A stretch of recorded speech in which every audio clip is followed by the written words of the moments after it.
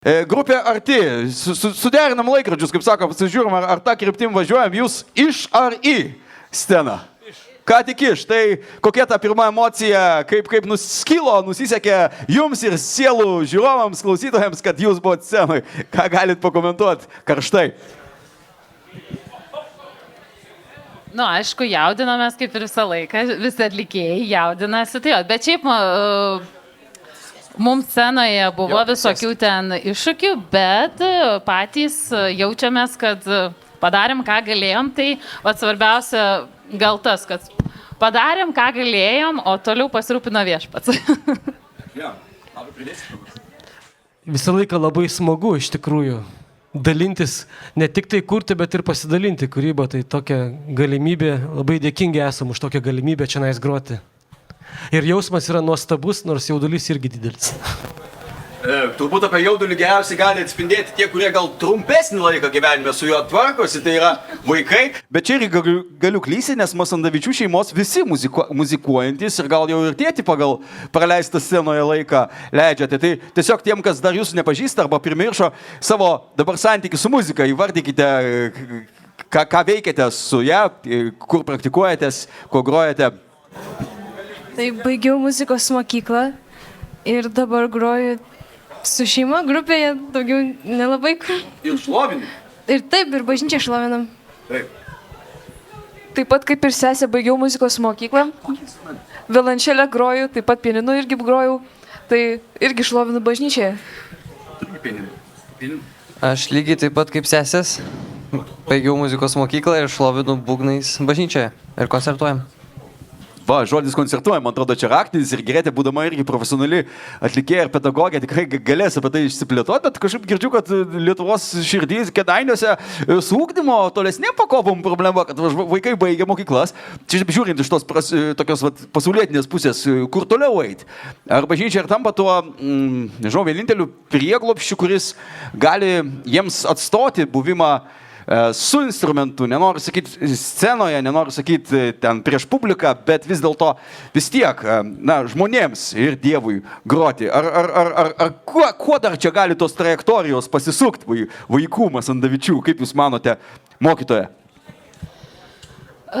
Iš tikrųjų, mes Lietuvoje gal taip sakyčiau ribotai žiūrim į meną, nes dabar kaip tik esu įsijungusi tokį tarptautinį krikščionių menininkų tokį judėjimą, tai Crescendo ir Arts Plus, tai iš tikrųjų jie man labai patinka, tokį įneša naują požiūrį į meną, į muziką ir be abejo ir dailę ir šokį, nes jie padeda pamatyti, kad menas nėra vien tik šlovinimas ir kartais šlovinimas ir tarnystė menu, tai yra absoliučiai labai skirtingi dalykai.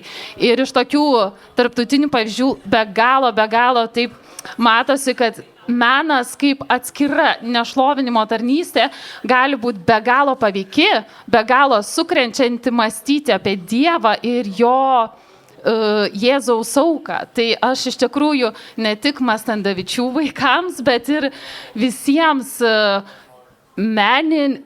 būsimiems menininkams, muzikos, dailės, šokių mokyklose besimokantiems vaikams linkėčiau atrasti naują tarnystę, menininkų tarnystę. Ne vien šlovintojų, bet atskirai menininkų tarnystę. Čia gal verta paminėti tokį reklaminį intarpą Agapės menininkų tarnystė.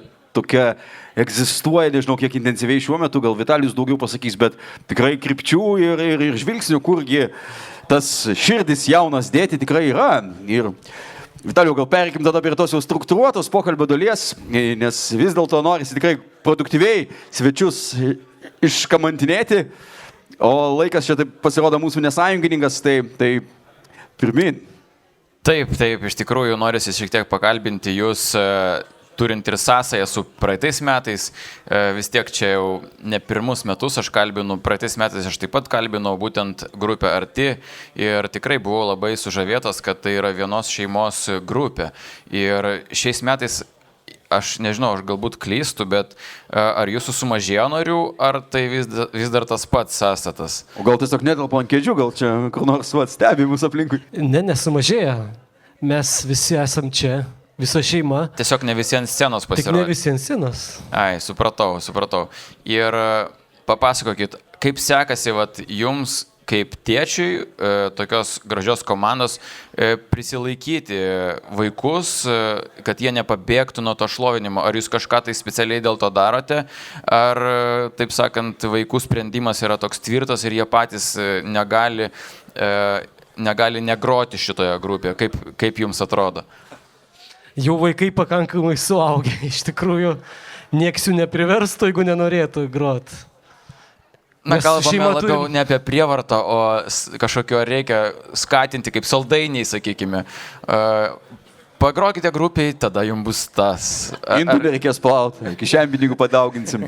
Ne, man atrodo, tai yra labai smagu. Tai yra labai gera būti kartu ir kai su vaikais būni kartu, nuo pat mažens, jie visur kartu su tavim bažnyčiai, kelionėse, darbuose, jie visą laiką kartu, jie kartu ir grupiai.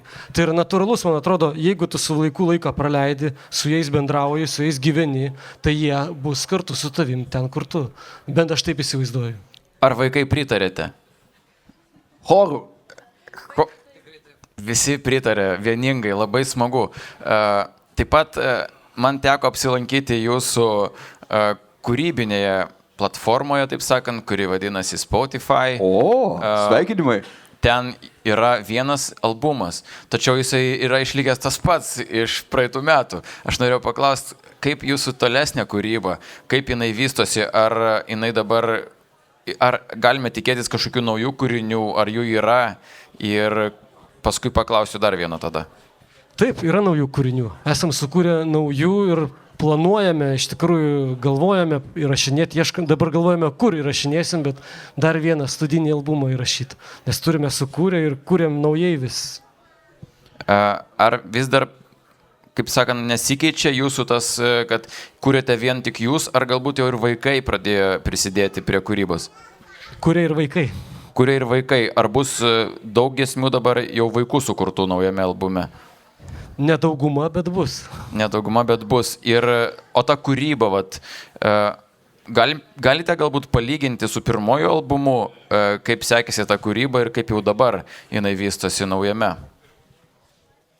Turėtų būti geriau. Ant mūsų sekantis albumas ir vaikai paaugę, ir meistriškumas, man atrodo, paaugęs yra, ir naujų sprendimų, naujų melodijų. Branda kūryboje. Taip. Visas tas komplektas, taip sakant. Aš tai jaučiuosi kaip pradinukas prieš muzikologą Vitalijų, nes tikrai esu dar užstrigęs toje stadijoje, kai man Masandavičių kvartetas, kvintetas, kaip buvo, taip ir liko pažįstamas iš kūrinio, kas taip švelniai beldžia. Man čia topas yra ir aš matau, kiek aš praleidau, nes to jaus po pusmečio, sukaks lygiai po pusmečio 2 metai, kaip dienos šviesa yra išvydęs jų albumas Ar pasiruošęs, kurį ką tik Vitalijus čia ir apdainavo.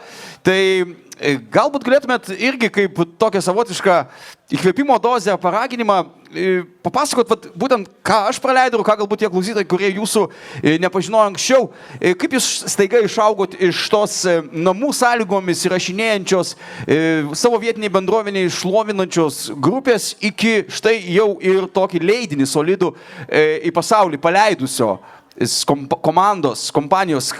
Ką jums teko atrasti, galbūt kažko nemokėjot anksčiau, ar sužinoti, kaip tos įrašus daryti, o gal kreipitės į profesionalus, kokia ta kūrybinė virtuvė, kad jau galim džiaugtis tiek laiko jūsų darbų iškeptų? Reikėjo daug darbo, manau, nes susidūrus atrodė viskas paprasčiau, kol nereikėjo įrašinėti studijai. Studijai rašant, pasirodo, reikia ir mokintis dainuot, reikia su metronomu daug dirbti, bet iš tikrųjų labai įdomu ir labai smagu. Kėdainiai taip svetingai viską suteikia, ar dar horizontai kažkiek prasidė? Ne, čia Lapės, Laurino studijai. Jau į profesionalų rankas atsidavėt, galima sakyti. Parodėt vaikams, kur LNK studija buvo savo laiku. Tai aš taip norisi kažkaip tikrai žaismingam šitam pokalbį, kaip ping-pongo kamuoliukų, taip šokliuot nuo vienos temos prie kitos. Viliuosi, kad klausytojams tas tikrai nėra varginanti patirtis. Ir Grete, aš matau, sieju jūs dar nuo 2019 metų Sielų festivalio, kuomet buvot sujungus kitas pajėgas, ten Pankūnų šeimos atstovų ir iš Kėdainių gerai galbūt žinomų ir taip pat Masandavičių į kitą komandą. Vitaliau, tavęs nestebina, kad Grete yra šiandien su mumis šeimininį tokį ansamblį papildžius. Gal mes kažko nežinom apie jūs? Kokia paslaptis, kad esate su grupe? O jeigu jau seniai, tai priminkit tą priešistorę. Iš tikrųjų, tai didžiausia paslaptis ir vieša gal paslaptis. Tai kad tiesiog esu jų šeimos draugė, kaip ir mano vyras, mes šeimom draugaujam. Ir kadangi esu profesionalė muzikoje, bent jau vokalo srityje, ir vėl prisiminus iš naujo smuiką, kažkaip tiesiog šovė jam mintis pasiūlyti ir prisidėjau. Gal tikriausiai laikinai papildyti gretas šitame festivalyje, nes vis tiek daug žmonių, toks didelis festivalis, norisi kuo gražiau pasirodyti, gal išplėsti galimybės. Tai padėjau išplėsti galimybės. Požiūrį, tai jau tikrai požiūrį padėjau išplėsti. Taip. Nes turit legionierių, Masandavičiai. Kuris, aišku, yra labai savas, kaip supratau, ir artimas. Kad ir kiek esi, taip sakant, geras, gali būti dar geresnis. Taigi, įžengus profesionalui visada manau, kad grupės tik tais tobulėja, nes negali patobulėti vien į save žiūrėdamas. Tai tikriausiai taip galim būtų įvardinti. O man klausimas toksai, vis tik dar vienas, kiek svarbu yra, galbūt žiūrovui bus įdomu, kaip jums pavyksta ir kiek svarbu yra vesti vaikus to tikėjimo keliu? Tai yra esmė. Nes jeigu vaikas eis, kaip Dievo žodis mokina, parodyk vaikui kelią ir jis eis jo iki galo. Jeigu jį pastatyti, parodyti jam tą teisingą kelią, gyvenimo su Dievu kelią, jo gyvenimas bus laimingas, jo gyvenimas bus prasmingas, jis turės ateitį ne tik čia laikinai žemėje, bet jis turės amžinybę.